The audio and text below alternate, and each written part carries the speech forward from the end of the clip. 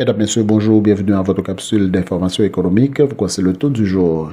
Le taux de référence de la BRH pour la journée du 16 février 2024 est de 131 gourdes, 62,52 points $. Le taux moyen d'acquisition pour la même journée est de 132 gourdes, 56,99 points $.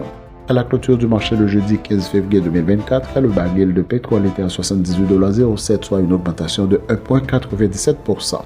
Selon le document d'information de la Banque de la République d'Haïti sur l'inflation et ses mesures, la BRH a ajusté sa politique monétaire de sorte que les mesures et programmes mis en place visent à adresser les origines d'orgues structurelles de l'inflation, notamment la faiblesse de la production. Cette politique monétaire, dite pour croissance, s'inscrit dans la mouvance des banques centrales du XXIe siècle.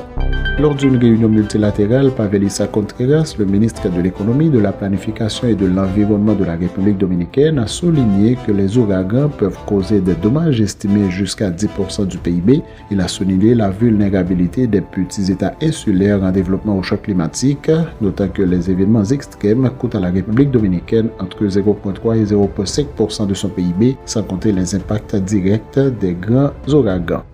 En 2023, l'Allemagne devient la troisième économie mondiale, dépassant le Japon affecté par la chute du yen selon les données du PIB, alors que le PIB nominal de l'Allemagne atteint environ 450 milliards de dollars américains. La contraction de l'économie allemande et la dégradation de la conjoncture sont source de préoccupation.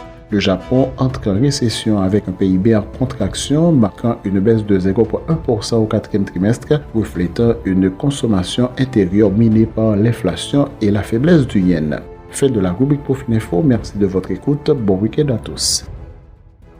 Profininfo, une courtoisie du groupe Profin.